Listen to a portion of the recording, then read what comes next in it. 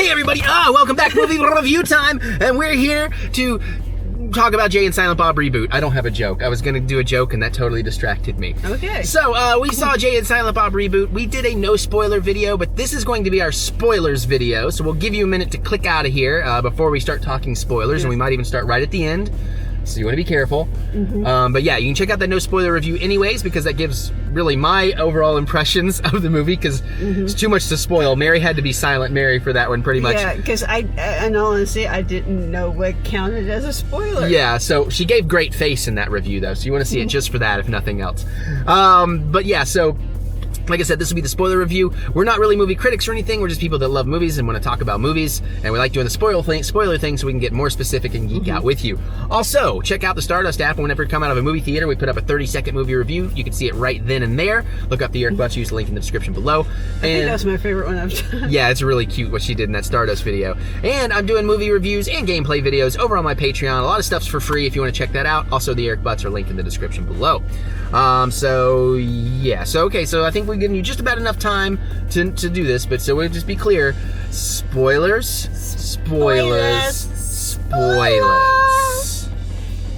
That's a hell of a delay on that. Sorry. So I can't believe Randall was an alien.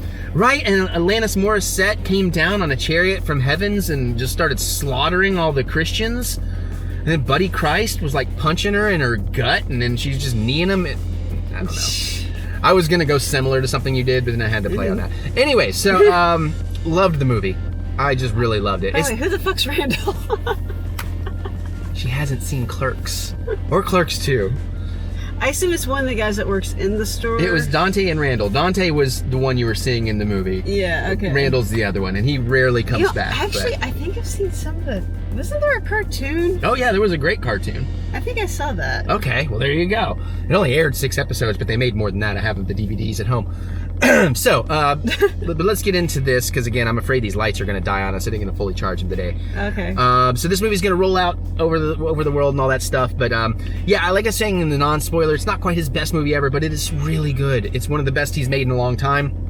Actually got me really teary-eyed and stuff, and we'll get into all of that. But yeah, I mean, like, it's just, I don't even know where I want to begin. There's so much stuff I do want to talk about this. Yeah, since you did, you get some words in for a change. So, damn it, Lunchbox, why do you always, you just never shut up? Wait, I gotta call you Snack Pack now. Okay. Anywho, so early on in you were silent bobbing me, I'm jaying. Okay, let's do this for real. All right, for real. For real. Okay, so there's that opening where you have Kevin Smith and Jason Mewes talking. Mewes, yeah. And I'm looking at him, and I lean over there and goes like, hashtag not Tony Stark. For Kevin Smith, because he's looking kind of Tony Starkish these days. Yeah, he is. Yep, so. The hair, the beard, he's leaner now. Yeah, where he's leaner, yep. And if I wouldn't be, he fucking does Iron Man. Yep, they do the big clunky junky Iron Man suit. Yeah. Which was an awesome scene. And one of the things I love about this, and we'll get more into it too, is when they first said this in the movie, I was like, ooh, I don't know about this, but it works so beautifully, is the person who is directing the reboot of Bluntman and Chronic is Kevin Smith. Yes. So he's in this movie as Kevin Smith as well. And the best thing is, if you remember in Strike Back, Chris Rock was the director of the original Bluntman and Chronic, and when the Bong Sabers came out, he threw out the line, which I've quoted for years and years and years, George Lucas gonna sue somebody.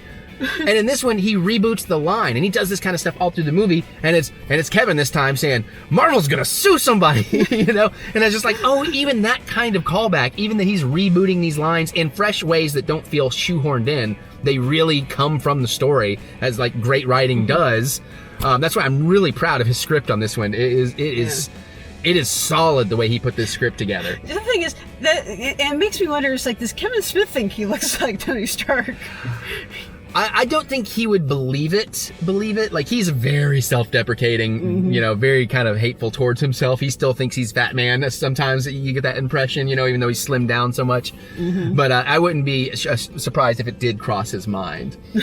But yeah, so I mean, that was... especially when he's got like the heads up thing going on and... Yeah, on the inside for... Yeah, that was really cool. I'm loving that new gimmick that Bob now, because cell phones are a thing, And he's like, tap, tap, tap, tap, tap, tap, tap, and it's an emoji. He is tapping so loud, it's like, how are you not hurting your finger? Yeah, it's like he's breaking the screen. Yeah. Yeah, that was really funny. I thought that was a great little touch of bringing it into modern era as well. But he just tap, tap, tap, and all he gets an emoji. Yeah, that's what I loved about it, too. And it was perfectly used as well, I think, a lot of the times. And then they even had the Blunt Man do that, Val Kilmer Blunt Man do that in the movie. It gets deep, y'all. So I was kind of surprised no Mark Hamill, because I thought we were going to see him at one point, and he didn't, but it's fine. But, Benoist? Melissa Benoist, Supergirl. I was trying to remember what her first name. Supergirl is playing Chronic, which is basically Superman and... No, they were supposed to be more of a Batman and Robin. Well, but the title was Blunt Man versus Chronic. So... Oh, I see what you mean. Yeah, in that regard, yeah, because it would have been Batman v Superman, where they just vape. So having Supergirl play that role... Yeah, that was pretty cute. That's a good point. Another thing I loved, because I've talked on it in the no spoiler, is the Ben Affleck scene. It's so good. It's so good, because again, this is one of those rebooted so scenes. Insanely meta. Yeah, because it really is. Because, like, Ben Affleck, not Pacey, Joey Adams, I can't remember her character name. Was she Amy? No. Larissa? From Chasing Amy, Joey Adams, she's back in this, and apparently, of course she was gay, and she found a lesbian lover and all that, but she ends up having a baby with Holden, via the old kind of method. I can't do what they were doing in the movie. But, so he actually had a daughter, and the daughter is played by Jason Mewes' actual daughter, and they named her Amy. And they rebooted the scene in a way where Ben Affleck now gets to tell them this life story about how this event changed his life and it created his daughter that he named Amy, and now he's chasing Amy. And it's like the way Bob had told Holden the story originally. Now Holden is telling Jay the story, but the story is stuff that is actually true of Jay's life with his real daughter that is playing baby Amy. And it, like she said, it's like the meta on top of meta on top of meta. It's like... but in the most insanely beautiful way. And that was definitely one of the scenes that brought me some tears. And even the little winks with Ben Affleck. And Batfleck. Yeah, and Batfleck. Yeah, Affleck was the bomb as Batman, yo. And you think you're Bruce Wayne, and then you have the kid, and you're no longer Bruce Wayne, you're Thomas Wayne. Or maybe you're, what's his mom's name? Yeah, what was his mom's name again? And he's like literally winking at the camera, because they did that in Strike Back a few times where they break the fourth wall. They do that again here a little bit. But that scene was so good. And like his performance, it's not surprising, his performance was so good. Like everything in that moment was so good.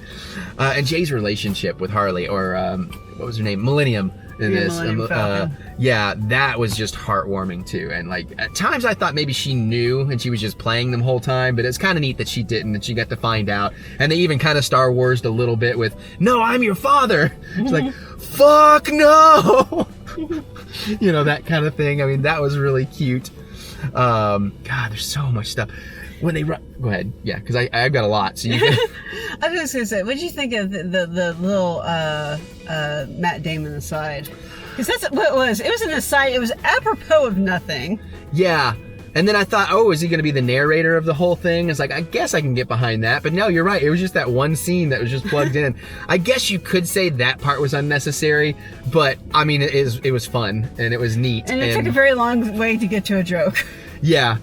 Yeah, I'm trying to remember what was the punchline was, I guess you could say, I was born again. Oh yeah, because he went through I was sent back to Earth, but this time not on land, in the middle of the Mediterranean Sea, where some nice Italian fishermen found me, and I had amnesia, no idea who I was. Yeah. I'd kind of lost my identity. Yeah, that whole tirade. That was, yeah, you're right. That was freaking great too.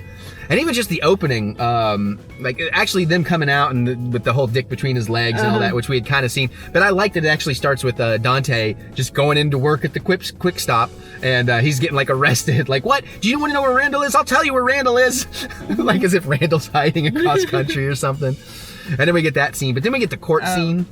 By the way, you mentioned that he was did you mention the manscaping going on there? No, that like it was like a heart shape. Yeah, he's got a heart-shaped box if he was a woman. So that was kind of cute too.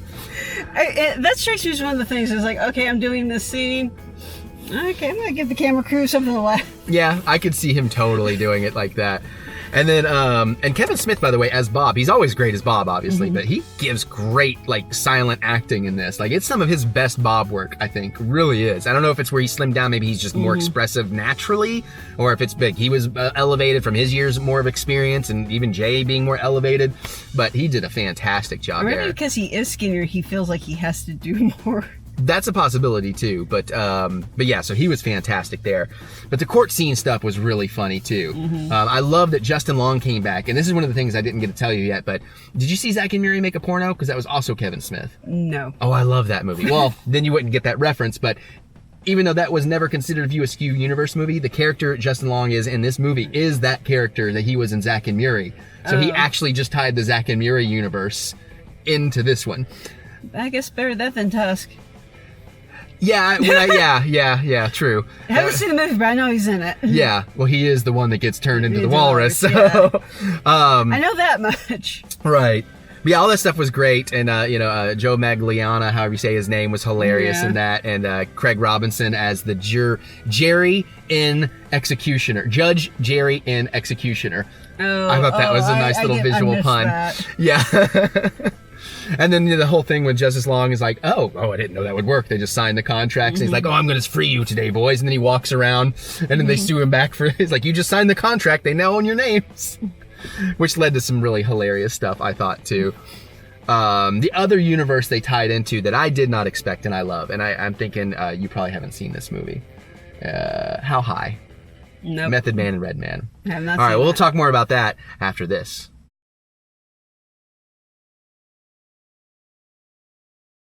And we're back. All right, so I love How High. I'm like them. I think that is a quintessential stoner film that I need to rewatch. It's been a little while, but I believe it still holds up today. And the fact that they had Meth and Red in there, and it's questionable if they're supposed to actually be those characters. I think they're supposed to, but then there's kind of an outtake at the end of the movie that made me question if it's actually supposed to be Meth and Red and not the characters from How High. I think it is supposed to be Meth and Red. Yeah, well, I like it better if it's supposed to be the characters from How High. So I'm just going to pretend that's what it is, so that he actually tied that universe in as well. Even though it was really just them stoner dreaming. Did they refer to them as their actor names or as their character names? I don't remember the character names from the movie, so I think they referred to them as their actor names. That's why I really need to figure that out. But it was just awesome. They were in there and they were given some great advice about, anybody can be a dad, but anybody can be a father. Right, anybody can be a father, but you got to have a lot of love to be a dad or something like that. That was really, really cute as well. I love Jennifer Schwalbach's appearance as the manager at the Quick Stop, and Kevin's trying to order something vegan via emoji and uses the eggplant, and the younger girl's freaking out, and then of course the older manager just takes him in the bathroom, and she didn't know that was his actual wife. I was like, idea. As soon as she showed up, I was like, I know what's happening here. Yeah, I get you some. Harley definitely takes after her mom, because I'm sitting here going like, I don't see any Kevin in her at all. I'd be more willing to believe she's Jason's kid. Neither does she as often as he'd like. That's a joke Kevin would make. You don't see any Kevin in her. Oh. Wait, no, I totally botched that. I'm sorry, I retract that. That was wow. Never mind. I didn't think you were into that kind of porn. No. I mean, you can't escape it these days, but not intentionally. Yeah, sorry. Continue with what you were saying. For some reason, I thought I was saying that about Jen, not Harley. Wow. Yeah. Come on, lights. Okay, so much to talk about. But like I said, it's like I'd be more willing to believe she was Jason's kid than Kevin's. Well, I also think that's a big part of what makes the performance work. And again, the meta-ness of the movie is just so crazy. It's so crazy. And it's so sweet at the end when he's teaching her how to lean on the wall and all that stuff. And he brings out the coffee. That also got me teary-eyed as well when he starts doing the thing. This thing that we're doing, don't do this all your life like I have. Yeah, like all that stuff. That was so good. And then, of course, the big button at the end of the movie was, because you see as they pull out the pull-out shot, you see Dante getting out of his car, pulling into the Quick Stop again, and going over and looking at the lock and just being like, oh, fuck. So they've gummed the locks. And then they reveal in the button scene that Jay and Silent Bob is like, you see this guy? For the past 25 years, we've been out here every day putting gum in those locks. So they officially confirmed that Jay and Silent Bob are the savages that gum the locks. So that was a great touch as well. Did we mention running into the Clerks panel at the Chronic Con? Not yet. That was trippy as fuck because they're in black and white, and then it cuts back to Jay and Bob, and they're like, "Wait, now we're black and white," and they're all freaking out. It's like, what the hell, man? I mean, he also had the thing with the other panel with Vanderbeek and... oh, yeah, the callback because they were the original Blunt Man and Chronic actors from the last one. And that was good. Still, and Vanderbeek still calling Biggs a pie fucker. So that was really good. Yeah, and Biggs is just trashing the movie. Yeah, and trashing Kevin Smith as a director. Yeah. And Vanderbeek is just being chill as usual. Mm-hmm. That was great. The comic book men panel little thing was really cute running through there. Dietrich Bader back as, if I said it correct, back as the security guard because he was the security guard chasing him through the Hollywood studio. Oh, yeah. No Will Ferrell, no Suzanne. I kind of thought maybe we'd get some kind of Will Ferrell, little just like one line or something, but... I thought your biggest miss was Mark Hamill. Well, that one too, yeah. But I mean, Will Ferrell was a major player in Strike Back. So that's why I kind of thought maybe... Well, he was the wildlife guy that was chasing him down through the whole movie. Oh, it's been a while. I know.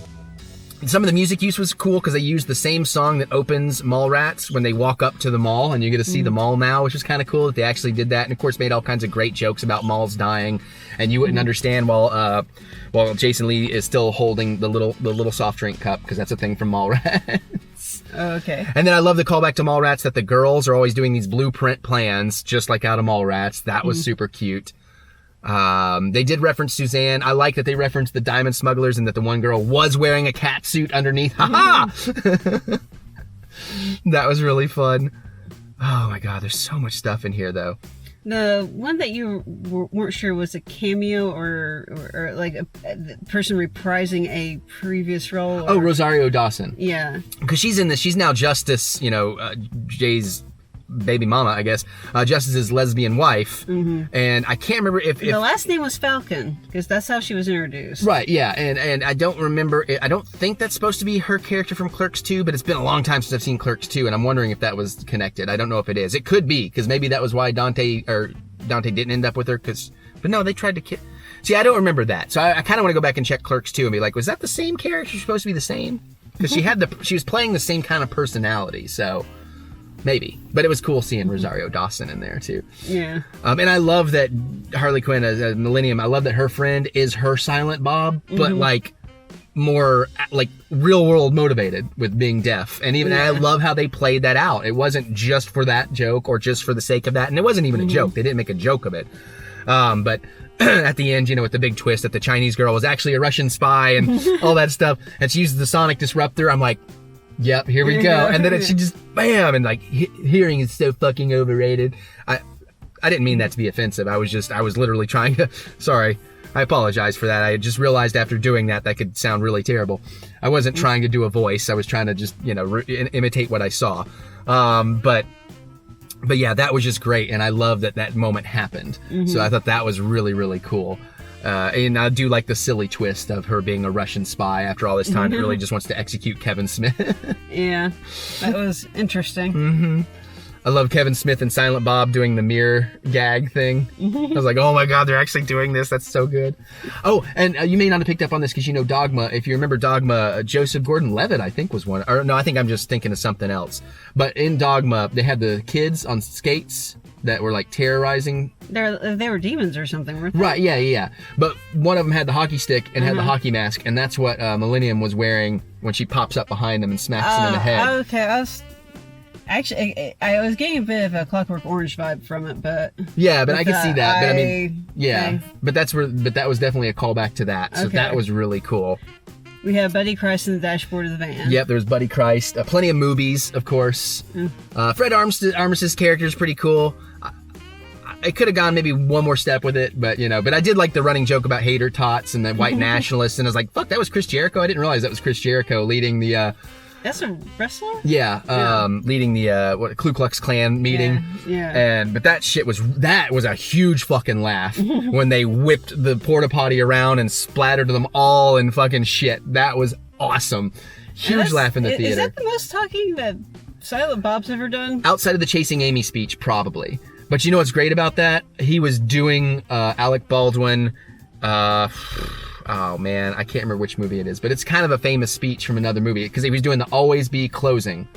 It's not Wall Street. You're not thinking, no, it's not Death of a Salesman. I want to say Death of a Salesman, but that's not what it was. I'm not going to remember what it is I don't here. know. But it's a very famous speech that he does. So it took me a minute to figure out that's what he was doing, but that was a really great read on that. And I love that he just walks in like he just owns the place. He's like, is everybody here? Ah, fuck it, we're going to start this anyway. So here's you're all fired. But you can be rehired. You know, you're like, who are you? Suddenly this is making so much more sense. Right? I had no context for that. So I'm sitting here going like, is he just saying random shit to confuse them? Yeah, no. So again, hopefully that helps somebody else that maybe didn't know. But yeah, no, that's what was going on there. Okay. So I thought all that stuff was great too. And at first I was like, oh, we just kind of jumped into these kids being captured and stuff. But I was like, no, actually, that's good. I didn't need to see it happen. I like how that played out. So. And they got captured by the Ku Klux Klan because, of course, they did. Yeah, just because the movie needs to happen, which is fine. In a movie like this is a cartoon comic book movie, and it works. It works really well. The pacing is great. It's not dull. I was alert, awake, up in my seat the whole time, just really enjoying it. And I was happy to see because he makes a joke in their opening package thing before the movie that's like, you know, thank you for coming to the theater, all three of you. And I'm like.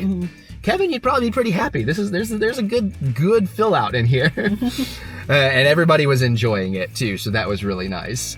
So God, there's so much stuff. Oh, the nice little Stan Lee thing at the end. So technically, Stan Lee's kind of in the movie, but it's from an IMDb interview, but it is a joke about, well, let's just film for the movie right here and right now. So you kind of do get a performance for the movie. It's really weird, but it fits perfect because it's so meta within itself in something that is so meta that it's just kind of perfect. Plus, you get reminded about how big Kevin was before the heart attack in seeing that scene. So you really get to see the transition there. So that's really cool. God, what else? There was so much stuff in here. No Randall. No Chris Rock. Yeah, but it was awesome. The more I'm talking about it, I want to go see it again. I'm the thing that just, that whole, he looks like freaking Tony Stark. And there's an Iron Man suit. Yeah, she did just about lose it when that happened.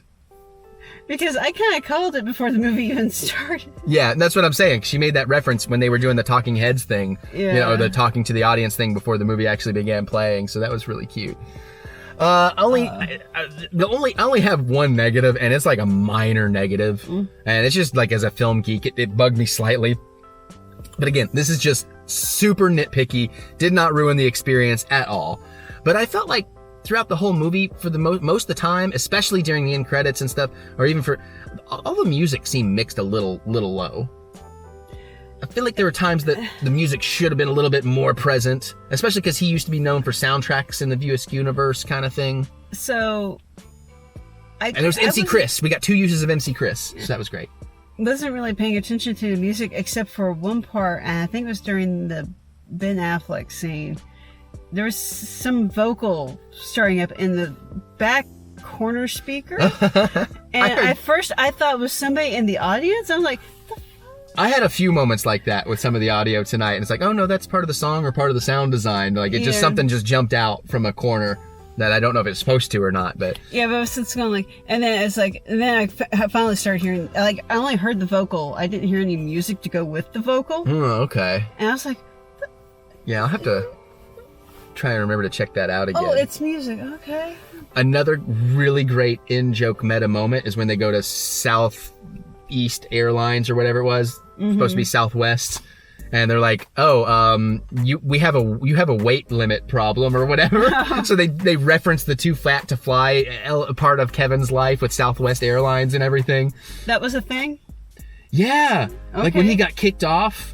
Oh no, I hadn't heard about that. Like they kicked him off. I don't remember all the details of the story, but Southwest was way in the wrong, and Kevin was just tweeting about it, and it caused a shitstorm for a while. Because something about like he had bought 2 seats or something, then they moved him because of overbooking or something like that, but then they wouldn't let him on because he was too big for the 1 seat. But he's like, I had bought 2 seats, you know. So it was like a whole fucking thing, and they were being total dicks to him about it and everything. You know, Kevin, like, even if Kevin's pissed off, he seems like he's still pretty fucking chill. Mm-hmm. So, yeah, that was a whole thing. So that's what that whole meta bit was about. Okay. Yeah, see, and I'm glad you're getting this perspective from you too, because it does show how much of a this is for the fans kind of movie, but I don't think he ever pretended this was anything other than that.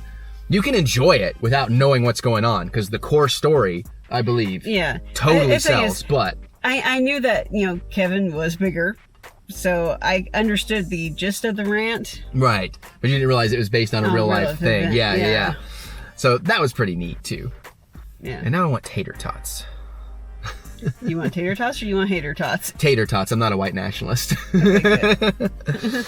But yeah, what else you got? Because I'm sure this is going to be me this time. I'm going to cut off the camera and be like, oh, there was 20 more things I wanted to say. Oh, Jesus. I don't know. I think I've covered everything that I had to say. Again, I don't have the depth of lore, obviously. Yeah. So I'm like, I mean, I had fun. I knew enough that I may not get all the jokes. I got enough to make it, you know, a good time. Would I have gone to see it by myself? Probably not. That's fair. But I'm glad you enjoyed it. Yeah. And I was a little bit worried at one point, because early I was like, oh, is she not actually enjoying this?